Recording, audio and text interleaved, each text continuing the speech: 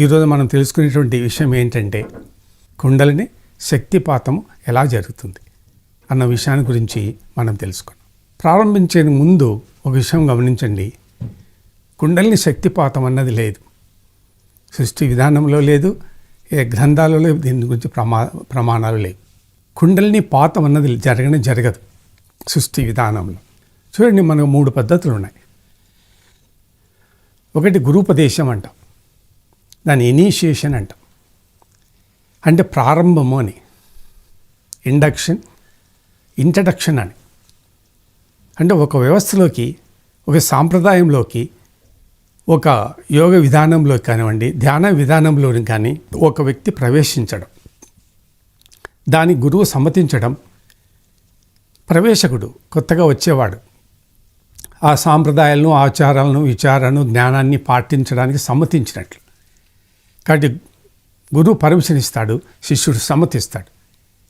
ఆ యొక్క ఈవెంట్, ఆ యొక్క తంతు, ఆ ఫార్మాలిటీని మనం ఏమంటామంటే గురూపదేశము అంటాం. గురువు ఇచ్చే ఉపదేశము దీక్ష అని. ఇది కంటి దృష్టితో కానీ, స్పర్శతో కానీ, మంత్రోపదేశంతో కానీ జరగవచ్చు. అదొక సాంప్రదాయం, ఋషి కల్చర్, ఋషి సాంప్రదాయం, ఒక మర్యాద అన్నమాట, అంతే. దాంట్లో ఏ శక్తి మనకు పాతము జరగదు, ప్రసారం కాదనమాట. జస్ట్ ఒక ఫార్మాలిటీ, ఒక ప్రొసీజర్, ఒక తంతు, ఒక మర్యాద, యోగ మర్యాద అంటాం అనమాట, యోగ సాంప్రదాయం అంటాం. అది ఒక విధానం, దాని ఇనీషియేషన్ గురూపదేశం అంటాం. రెండవది శక్తిపాతం అంటాం, అంటే ఒక వ్యక్తి, ఒక గురువు తన జ్ఞానము, సాధన, జీవితాంతము అభ్యాసం చేసి కొన్ని శక్తులను, సిద్ధులను, మహత్యాలను, అద్భుతాలను సంపాదించి ఉంటాడు. వాటిని ఆ శక్తులు లేని వానికి ధారపోస్తారన్నమాట. ఇతరులకు ప్రసారం చేస్తాడనమాట, ముఖ్యంగా శిష్యులకి. దాన్ని శక్తిపాతం అంట. శక్తిని పాతం చేయడము అని. శక్తి అంటే ఇక్కడ ఏమంటే ఒక వ్యక్తి తను సంపాదించినటువంటి శక్తులు, ఆధ్యాత్మిక శక్తులు కావచ్చు, దైవశక్తులు కావచ్చు, దివ్యశక్తులు కావచ్చు, దివ్య దృష్టి కావచ్చు, మంత్రశక్తి కావచ్చు. అతని దగ్గర ఉన్నాయి, ఇంకొక వ్యక్తి దగ్గర లేవు ఆ శక్తులు, సిద్ధులు. తన శక్తులు, జ్ఞానాన్ని, శక్తిని ఇతరులకు ప్రసారం చేస్తాడు, దారాదత్తం చేస్తాడు, ప్రసారం చేస్తాడు. దాని శక్తిపాతము అంటారు. శక్తిని పాతం అంటే ఫాల్. మన వర్షపాతము అంటాం, మంచుపాతము అంటాం. ఫాల్ అంటే పడడం, వర్షం కురుస్తుంది అంటాం. అట్లా ఒకరిలోని శక్తి ఇంకొకరికి ప్రసారం చేయడం శక్తిపాతం అంటాం. మూడవది కుండలిని శక్తిపాతం. ఇదే ప్రధానమైనటువంటి విషయం మనము ఈరోజు తెలుసుకోవాల్సిందే. కుండలిని శక్తిపాతము అనేటువంటి విధానం సృష్టిలో లేదు, సృష్టి విధానము కాదు. పరమశివుడు ఆ వ్యవస్థను మన శరీరంలో ఏర్పాటు చేయలేదు. ఈ కల్పం ప్రారంభ సమయంలో ఈ శరీరాన్ని తయారు చేసేటప్పుడు ఆ విధానాన్ని ఏర్పాటు చేయలేదు. శరీరంలో ఏర్పాటు లేదు, సృష్టిలో ఆ విధానము లేదు. కాబట్టి కుండలిని శక్తిపాతం అన్నటువంటి విధానము లేదు. శక్తిపాతం ఉంటే ఉండవచ్చేమో, అది పూర్వకాలం మన యోగా చరిత్రలు, గ్రంథాలు, ఋషుల జీవితాలు చదివితే ఆ శక్తిపాతం అన్నది మనకుంది. ఇప్పుడు విశ్వామిత్రుడు కూడా శక్తిపాతం రావణునికి, లక్ష్మణునికి చేశాడు. ఇట్లా చాలా ఇన్స్టెంట్స్ మన గ్రంథాలలో కనిపిస్తాయి. శక్తిపాతం జరగవచ్చునేమో, కానీ కుండలిని శక్తిపాతం జరగదు. ఈ మధ్యకాలంలో దీని ప్రచారం ఎక్కువైంది. గురువులు ప్రచారం చేస్తున్నారు, కొంతమంది అమాయకులు, తెలియని వాళ్ళు దాన్ని మోసపోతున్నారు. ఈ విధమైనటువంటి ప్రచారము ఈ కుండలిని పైన జరగరాదు. ఎందుకంటే కుండలిని అనేది పరబ్రహ్మ, ఒక పరాశక్తి రూపం. కుండలిని పరాశక్తి రూపం, ఆత్మ. ఇటువంటి ఆత్మ పైన మనము తప్పుడు ప్రచారాలు కానీ, ఉపన్యాసాలు కానీ చేయరాదు. కుండలిని అంటే ఆత్మని మీకు 3వ వీడియోలో చెప్పాను, మాకు చూడండి. కుండలిని వేరు, ఆత్మ వేరు కాదు. కుండలిని వేరు, పరబ్రహ్మ వేరు కాదు, అంతా ఒకటే. వాటికి ఉపాధులు, దశలను బట్టి వేరు వేరు పేర్లు వచ్చాయే కానీ ఇవన్నీ వేరు కాదు. కాబట్టి కుండలి అంటే పరాశక్తి, పరబ్రహ్మ, ఆత్మ, ఇవన్నీ ఒకటే పేరు. కాబట్టి మనం పాతం చేస్తున్నామంటే నువ్వు సొంతంగా సంపాదించుకునే శక్తులు, సిద్ధులు కాదు. ఇక్కడ కుండలిని పాతం చేస్తున్నాం. కుండలిని పాతం చేయడం అంటే ఏంటి? పరబ్రహ్మను పాతం చేయడము అని, ఆత్మను ఇతరులకు ప్రసారం చేయడము అని. ఇది సృష్టిలో లేని విధానం. ఎవరో ఆ పరబ్రహ్మ గురించే మనకు తెలియదు, ఆత్మ సంగతి చాలామంది జ్ఞానం లేదు. అటువంటి శక్తిని మనము ఇతరులకు ఎలా ప్రసారం చేయగలము అన్నది ప్రధానమైనటువంటి ప్రశ్న. కాబట్టి బేసిక్గా మనం అర్థం చేసుకోవాల్సిందంటే కుండలి శక్తిపాతం లేదు. ఇది కొద్దిమంది అమాయక ప్రజలను మోసం చేయడానికి మాత్రమే ప్రచారం చేస్తున్నారు. పాప సాధకులకు తెలియదు, దీని జ్ఞానము తెలియదు, దీని వ్యవహారము తెలియదు, దీని క్రియా విధానము తెలియదు. చాలామంది మోసపోతున్నారు, చాలామంది మధ్యలోనే ఈ యోగాన్ని విడిచి వెళ్ళిపోతున్నారు. కొద్దిమంది ఊహించి కల్పించుకుంటున్నారు. కుండలి లేచింది, పైకి పోయింది, సహస్రానికి వెళ్ళింది, అక్కడ వెలుగు ప్రకాశం వస్తుంది అని. కుండలిని సాధనతో, ప్రజ్వలనతో, చాలనంతో ఏ యొక్క వెలుగు కానీ ప్రకాశం కానీ రాదు. కుండలిని మూలాధార క్షేత్రం నుంచి ప్రయాణించి సహస్రానికి పోయేటువంటి మార్గం మన శరీర విధంలో లేదు. ఎక్కువ మ్యాక్సిమం అంటే హితువు అంటే నిర్వాణ, దీని నిర్వాణ స్థానం అంటాం. ఈ నిర్వాణ వరకే సాధకుడు చేరగలడు, అది కూడా తీవ్ర కృషి చేస్తే. నిర్వాణ, పరినిర్వాణ, మహాపరినిర్వాణ. ఈ మహాపరినిర్వాణం చేరడానికి శరీరంలో అటువంటి ఏర్పాటు లేదు. ఎందుకంటే కుండలి క్షేత్రంలో ఉంటుంది, మూలాధారం దగ్గర. అక్కడి నుంచి అది ప్రయాణం చేసి సుషుమ్న నాడి ద్వారా ప్రయాణం చేసి సహస్రానికి చేరాలి. మళ్ళీ అక్కడి నుంచి తీసుకొని వచ్చి కుండలి క్షేత్రంలోనే దాన్ని ప్రతిష్ఠ చేయాలి. దీని ప్రయాణ మార్గం ఇదే. స్టార్టింగ్ ప్రారంభం దశ నుంచి పైకి ప్రయాణం చేస్తుంది, సహస్రానికి పోతుంది, మళ్ళీ తీసుకొచ్చి అదే క్షేత్రంలో కూర్చోబెట్టాలి. ఈ విధంగా పైకి కిందికి ప్రయాణం చేస్తూ ఉంటుంది.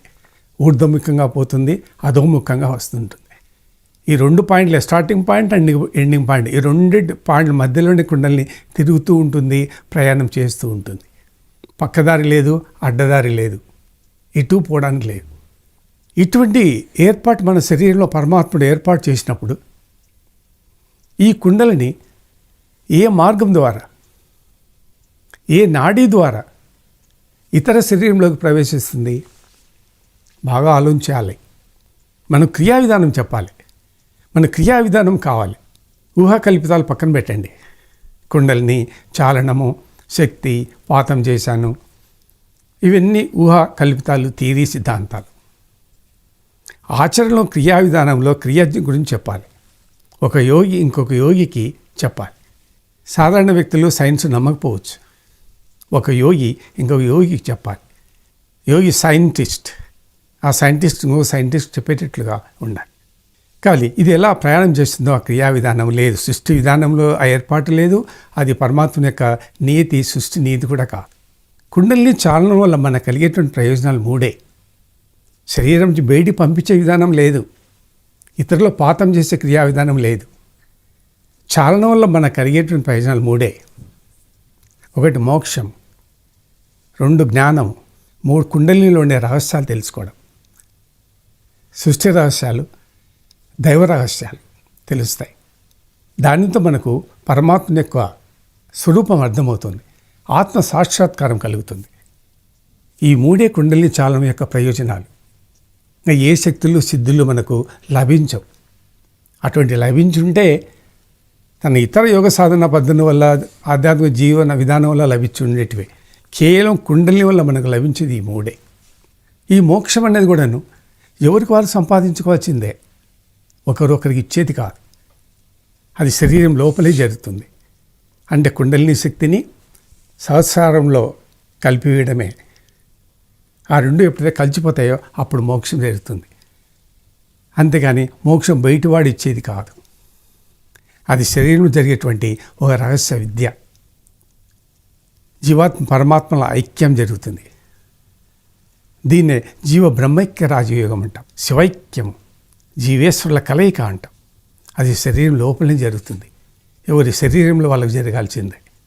కాబట్టి కుండలి ఒక ప్రధాన ఉద్దేశం ఏమంటే ఈ జన్మలోనే, ఈ భౌతికంలోనే, జాగ్రత్త అవస్థలోనే మనం మోక్షాన్ని అనుభూతి పొందాలి. అది దాని తత్వం. జాగ్రత్త అవస్థలో అనుభూతి పొందాలి మనం. ఏదో అన్కాన్షియస్ స్టేట్లో, మగతలో, నిద్రలలో చూసారా, అజాగ్రత్త స్థితిలో ఏదో అనుభూతులు పొందడం కాదు, జాగ్రత్త అవస్థలో ఉండాలి. నీవు పొందినటువంటి అనుభూతి, క్రియా విధానం ఎదుటివానికి చెప్పాలి, ఎదుటివానికి అర్థమయ్యేట్లు ఉండాలి, ఎదుటివాడు తిరిగి సాధన చేసే ప్రయోజనం పొందేటట్టు ఉండాలి. అది క్రియా విధానం. ఇప్పుడు ఉదాహరణకు ఉంది, గుడిలో దేవుని దగ్గర మనం నైవేద్యం పెడతాం. నైవేద్యాన్ని ప్రసాదంగా అందరికీ ఇస్తాం, తీర్థం ఇస్తాం. అంతేగాని గుళ్ళోని లింగాన్ని కానీ గుడిలోని విగ్రహాన్ని కానీ మనం ప్రసాదంగా అందరికి ఇవ్వకూడదు కదా. అదే మాదిరిగానే మన శరీరంలోని పరబ్రహ్మ శక్తిని, పరాశక్తిని ఇతరులకు దారాదత్తం చేసేటువంటి క్రియా విధానం లేదు. కుండలిని లేని శరీరం మృత శరీరంతో సమానం. కాబట్టి నీ కుండలి శక్తిని ఇతరికి దారబోస్తున్నావు, శక్తిపాతం చేస్తున్నావంటే నువ్వు మరణిస్తావని అర్థం. మృత శరీరంతో సమానం. ఎంతకాలం కుండలిని నీలో ఉంటుందో అంతవరకు నువ్వు జీవించి ఉంటావు. కుండలిని పనిచేసేంతవరకు మనిషి బతికి ఉంటాడు. కుండలిని లేకపోతే మనిషి మృత శరీరంతో సమానం. అటువంటి క్రియా విధానంలో శక్తిపాతం ఎలా జరుగుతుంది? జరగదు. అంతేకాకుండా మానవ శరీరము ఇంకా పరిణామ అవస్థలోనే ఉంది. ఇంకా పూర్తి నిర్మాణం జరగలేదు. దీన్ని పరిణామ అవస్థలో ఉంది, 4వ దశలో ఉంది. 4వ దశలో సగం పూర్తయింది, ఇంకా సగం నడుస్తూ ఉంది. కాబట్టి ఈ శరీర నిర్మాణం ఇంకా పూర్తి కాలేదు. నాడులు ఇంకా పూర్తిగా ఏర్పాటు కాలేదు. సుషుమ్నా నాడి ఇంకా సంపూర్ణంగా ఏర్పాటు కాలేదు. ఎడపింగళ నాడులు యొక్క కర్తవ్యాలు సరిగా దానికి ఇంకా అప్పచెప్పలేదు. వెన్నెముక నిటారుగా లేదు. వెన్నెముక నిటారుగా ఉంటేనే కుండలి శక్తి ప్రసారం అవుతుంది. వెన్నెముక ఒంటటింకరగా ఉంది. దాన్ని చక్కగా నిలబెట్టి చక్కగా ఉండేటట్లు సృష్టి విధానంగా జరిగేది ఉంది. ఇంకా పరిణామ వ్యవస్థలో ఉంది. సృష్టి పరిణామ వ్యవస్థలో మానవుడు 4వ దశలో వచ్చాడు. 4వ దశలోనే మానవ సృష్టి జరిగింది. మొదటి 3 దశల్లో జంతువర్గము, వృక్షవర్గము, అనువర్గము అంటే భూమి, ఈ 3 నిర్మాణాలు జరిగినాయి. ఫస్ట్ భూ నిర్మాణం జరిగింది, అనువర్గం జరిగింది, తర్వాత వృక్షవర్గం, తర్వాత జంతువర్గం, తర్వాత మానవర్గం. ఈ మానవర్గ నిర్మాణం ఇంకా జరుగుతూ ఉంది. ఒక్కొక్క వర్గం ఏర్పడంటే కొన్ని లక్షల కోట్ల సంవత్సరాలు పడుతుంది. ఇప్పుడు అనువర్గం భూమి తయారు కావడానికి కొన్ని లక్షల కోట్ల సంవత్సరాలు పట్టింది. దాని తర్వాత వృక్షవర్గం స్టార్ట్ అయింది. వృక్షవర్గం పూర్తిగా నిర్మాణం కావడానికి కొన్ని లక్షల కోట్ల సంవత్సరాలు పట్టింది. అది అయిన తర్వాత జంతువర్గం తయారైంది. జంతువర్గం నిర్మాణానికి పూర్తి కావడానికి కొన్ని లక్షల కోట్ల సంవత్సరాలు పట్టింది. అది అయిన తర్వాత మానవ సృష్టి జరిగింది. మానవ సృష్టి 4వ దశలో జరిగింది.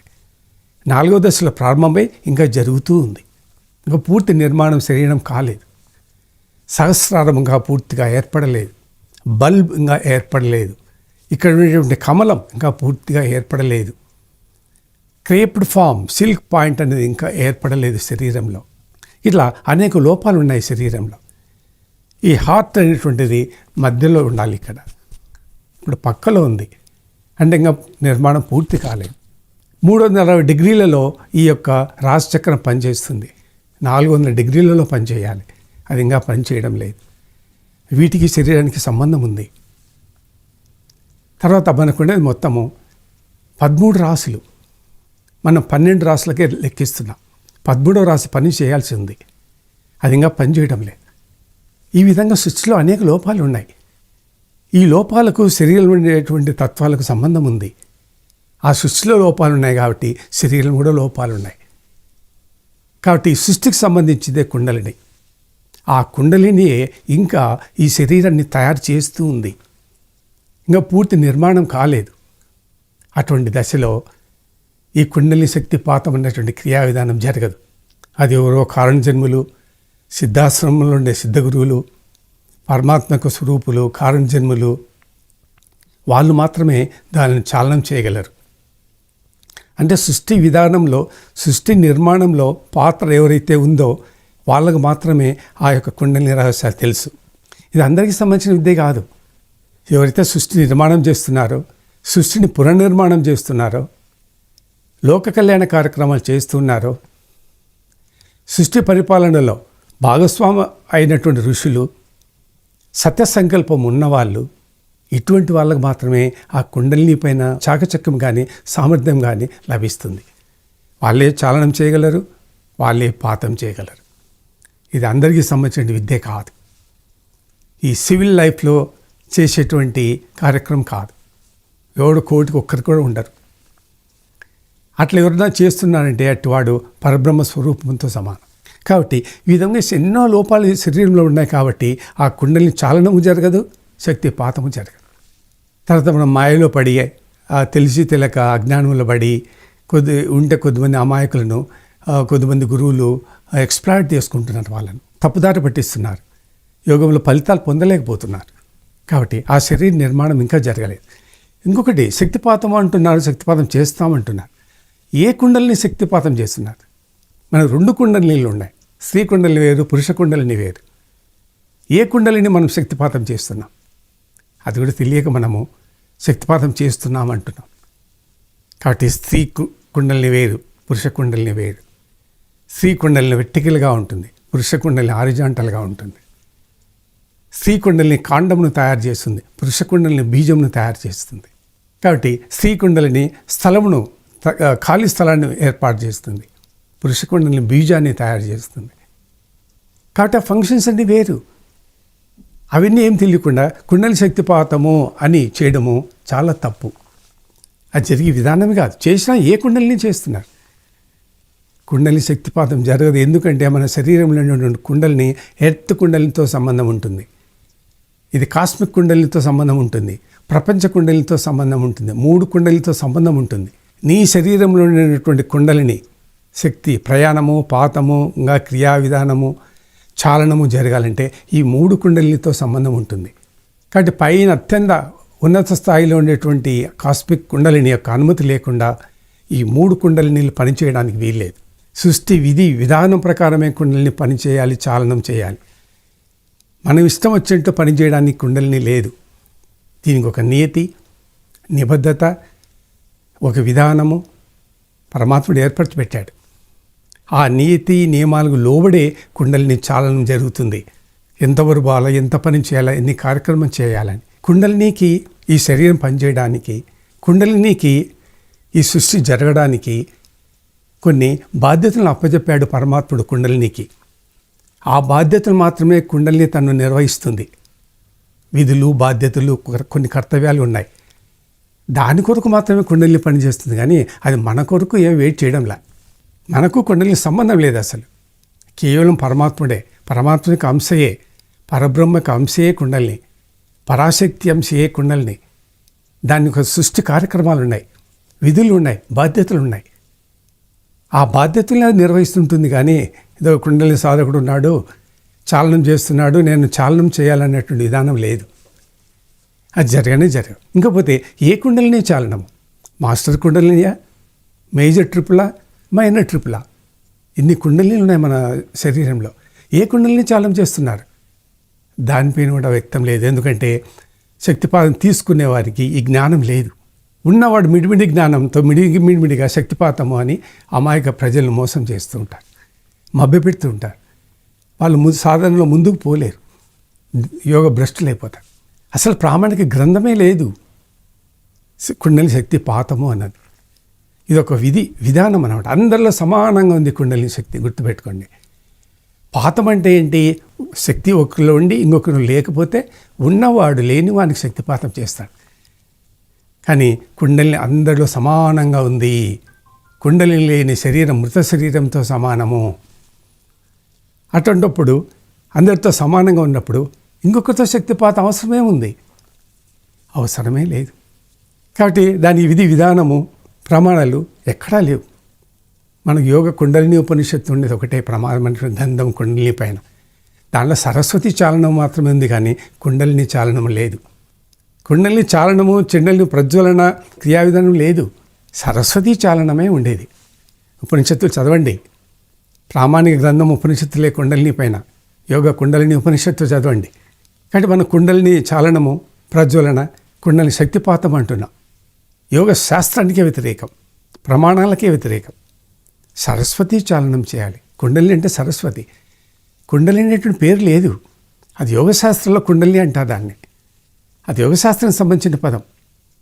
సృష్టి విధానం ప్రకారము సరస్వతి శక్తి, అదొక శక్తి, తేజకణము, కాంతిపుంజము, దైవకణము, దేవకణము అంటాం దాన్ని. బ్రహ్మాను అన్నమాట అది. దాన్ని కుండలిని, యోగశాస్త్రంలో కుండలిని పేరు పెట్టుకున్నారు రాజయోగులు. ఒక్కొక్కరు ఒక విధంగా పిలుస్తారు దాన్ని. పరాశక్తి అంటారు, కుండలిని అంటారు, శూన్యము అంటారు, ఆత్మ అంటారు, బ్రహ్మ అంటారు. ఇన్ని పేర్లు ఉన్నాయి కుండలినికి. కానీ ప్రామాణికమైన పదం సరస్వతి చాలనము అంతే. కాబట్టి అది జరగదు. శక్తిపాతమే లేదు, శక్తిపాతం జరగదు. ఇది క్రియా విధానం, దీన్ని అర్థం చేసుకోవాలి. కాబట్టి అందరిలో సమానంగా ఉంది కుండలిని. ఒకరి ప్రసారం చేసేటువంటి క్రియా విధానం లేదు. ఇంకా కుండలి పాతం ఎవరికి చేయొచ్చు అంటే డెడ్ బాడీ, మరణించిన వాడు ఎవడన్నా ఉంటే వానికి శక్తిని పాతం చేసి బతికించవచ్చు. అంతవరకే కానీ జీవించి ఉన్న ప్రతి ఒక్కరి శరీరంలో కుండలిని ఉంది. దాని గురించి తెలుసుకోవాలి. చాలనము దాని అవేకని ప్రసక్తి కాదు, దాని జ్ఞాన ప్రసాదం. కుండలిని లోపల ఏముంది, కుండలిని పొట్టలో ఏముంది, ఆ జ్ఞానం తెలుసుకోవాలి. అంతేగాని దాన్ని చాలనం చేయడం ప్రధాన విషయం కాదు. అసలు చాలనం కాదు. మేము మొదలే చెప్పాను ఎంతవరకు చాలనం అవుతుంది అని. కేవలం నిర్మాణిక వరకే. అది కూడా గొప్ప గొప్ప సాధకులు, అరవిందుడు, బుద్ధుడు, వీళ్ళు కూడా నిర్వాణిక వరకు చేరాడని నేను కొన్ని గ్రంథాల్లో చదివాను. ఈ పరినిర్వాణిక్, మహాపరినిర్వాణిక్ వరకు కుండలిని చేరడానికి మన శరీరంలో ఏర్పాటు లేదు, ప్రయాణ మార్గం లేదు. ఇది హితు. ఈ హితు దగ్గర బ్లాక్ అయిపోతుంది, కుండలిని పైకి పోదు. అంటే వెన్నెముక అడ్డం వచ్చి ఇంకా రెండు ఇట్లా కలిసిపోతాయి ఇక్కడ. కాబట్టి కుండలి ప్రయాణ మార్గానికి ఆటంకం ఏర్పడుతుంది. దాన్ని బోర్ చేయాలి. అక్కడ బోరింగ్ క్రియ అని ఉంది. ఆ బోరింగ్ చేస్తే మన రంధ్రం ఏర్పడుతుంది. ఆ రంధ్రం ద్వారా కుండలిని చాలం చేయించాలి. కాబట్టి పరమాత్మ యొక్క సృష్టి విధానం ప్రకారము ఈ శరీరంలో అట్లా ఏర్పాటు లేదు. కుండలిని శక్తి పాతం అంటే ప్రసారము, లేకపోతే ప్రసరింపజేయడం, హస్తగతం చేయడం అనేటువంటి క్రియా విధానము కుండలిని యోగ శాస్త్రాల్లో ఎక్కడా లేదు, ప్రమాణాలు లేవు. అంతేకాకుండా సృష్టిలో ఆ ఏర్పాటు లేదు, మన శరీరంలో కూడా ఆ ఏర్పాటు లేదు. పరమాత్మ ఆ ఏర్పాటు చేయలేదు. పరమాత్ముడి శరీరాన్ని నిర్మించే సమయంలో కల్పం ప్రారంభంలో కొన్ని నియమాలు పెట్టాడు, కొన్ని రెస్ట్రిక్షన్స్ పెట్టాడు కుండలినికి. నీ కర్తవ్యాలు ఇవే, నీ బాధ్యతలు ఇవి. కర్తవ్యాల బాధ్యతల గురించి మనం తెలుసుకుంటే అప్పుడు నాకు అర్థమవుతుంది ఎందుకు కుండలిని మనం చెప్పినట్లు వినద్దు అనేది అర్థమవుతుంది. ఎందుకు సాధకులు పిచ్చివాళ్ళు అయిపోతారు, మరణిస్తారు, సమాజస్థితికి పోతారు. ఎందుకు? మన శరీరంలో ఆ విధానం లేదు, ఆ ఏర్పాటు లేదు.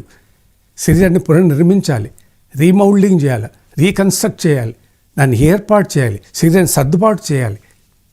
తగిన ఏర్పాటు చేసిన తర్వాతనే మన కుండలిని శక్తి చాలనానికి పోవాలి. శక్తి పాతం పక్కన పెట్టండి, ముందు చాలనమే లేదు. కుండలి శక్తి చాలనమే కంప్లీట్గా జరగదు. మనం ఊహించి కల్పించుకుంటున్నాం. ఇప్పుడు మనం చక్రాల ద్వారా దాన్ని పంపించుకోవాలనుకుంటున్నాం. చక్రాలనే విధానం శరీరంలో లేదు. చక్రాలు అనేది యోగశాస్త్రం దాని పేరు. కానీ మన సృష్టి విధానం, సృష్టి శాస్త్రంలో దాన్ని ఏమంటామంటే అవి కూడా ఆత్మస్వరూపమే. ఏ విధంగా ఇది ఆత్మస్వరూపం కుండలినియో, ఈ చక్రాలు కూడా ఆత్మ యొక్క స్వరూపాలు, బాధ్యతలు, విధులే. దాని సకారాత్మ, ఉకారాత్మ, మకారాత్మాలని పేరు. మన యోగశాస్త్రంలో ఒకటి చక్రాలు అంటుంటాం. మనం ఎప్పుడు చక్ర సాధన అంటుంటాం. చక్రాలలో ఏమీ లేదు, మనం సాధించేది లేదు, పొందేది లేదు. అది కూడా ఆత్మ యొక్క అంశయే. కుండలి కూడా ఆత్మ యొక్క అంశయే. కాబట్టి కుండలి యోగ సాధన మనం ఏం తెలుసుకోవాలంటే జ్ఞానాన్ని తెలుసుకోవాలి. కుండలిని ఏంటి, కుండలిలో ఉండే రహస్యం ఏంటి, కుండలి పొట్టలో ఉండేటువంటి రహస్యం ఏంటి, దాంట్లో ఏ విషయాలు ఉన్నాయి, ఆ విషయాలు తెలుసుకుంటే మీకు ఆత్మసాక్షాత్కారం కలుగుతుంది. కుండలిని సాధన యొక్క ప్రధాన ఉద్దేశం ఏంటంటే ఆత్మసాక్షాత్కారమే, అంటే జ్ఞానమే. జ్ఞానం అంటే సరస్వతి చాలనం చేయాలి. ఈ విధంగా మీరు తప్పుడు అభిప్రాయాలకి, లేకపోతే ఊహితులు కల్పనలు చేయించుకొని మనం కుండలిని చాలనం చేస్తున్నాము, సహస్రానికి వెళ్ళిపోయింది, అక్కడ వెలుగు వచ్చింది, లేకపోతే శక్తిపాతం నేను చేస్తున్నాను అని ఇటువంటి ప్రచారాలు చేయడము, పరమాత్మ గురించి తప్పుడు అభిప్రాయాలు ప్రసారం చేయడమే. యోగానికి, దైవత్వానికి తప్పుడు లేదా అబద్ధాలు ప్రచారం చేయడమే. అదొక లోపం సృష్టికి. దైవత్వానికి ప్రమాదం, మనకు కూడా ప్రమాదమే. వాస్తవ రూపాన్ని తెలుసుకోవాలి, కుండలిని జ్ఞానం తెలుసుకోవాలి. ఆ జ్ఞానంలో నీకు ఆత్మసాక్షాత్కారం కలుగుతుంది. నీ బాధ్యత అంతేగాని పాతం చేయడము, వ్యాపారం చేయడము కాదు. ప్రజలు ఆకర్షించే ఉద్దేశం నీ బాధ్యత కాదు. నువ్వు పొందు పరమాత్మ తెలుసుకో, నువ్వెవరో నువ్వు తెలుసుకో. నువ్వు కుండలిలోనే ఉన్నావు, నీలో కుండలిని లేదు, నువ్వే కుండలిలో ఉన్నావు అనే రహస్యం తెలుసుకోవాలి. కాబట్టి నాలో కుండలిని ఉందని నువ్వేమనుకుంటా, నీకంటే వేరుగా కుండలిని ఉంది, దాన్ని మనం సాధించాలనుకుంటున్నాం. అది నీకు వేరుగా లేదు, నీలో కుండలిని లేదు, నువ్వే కుండలిలో ఉన్నావు. ఈ రహస్యం తెలుసుకోవాలి. పాతం కాదు ఇంపార్టెంట్, నువ్వెవరు ముందు తెలుసుకో. కాబట్టి నువ్వే కుండలిలో ఉన్నావు అనే రహస్యం తెలుసుకోవడమే కుండలి పెద్ద రహస్య విద్య. అంతేగాని చాలనం చేయడము, పాతం చేయడం కాదు. అది ఊరికో మహాయోగులకి, సిద్ధాశ్రమాల్లో ఉండే వాళ్ళకి, హిమాలయ పర్వతాలలో ఉండే వాళ్ళకి, సాధారణ సివిల్ సొసైటీలో ఉండే వాళ్ళకి సంబంధించిన విషయం కాదు అది. కాబట్టి ఈ విషయం జాగ్రత్త తెలుసుకొని జాగ్రత్తగా మీరు కుండలిని యోగ సాధనలో అభ్యాసం చేయండి. మరికొన్ని విషయాలతో మళ్ళీ కలుసుకుందాం. మీ అభిప్రాయాలు మనకు తెలియజేయండి. కుండలిని పైన మరికొన్ని రహస్య విషయాలను మీకు మరి ఒక వీడియోలో తెలియజేస్తాను. అంతవరకు సెలవు.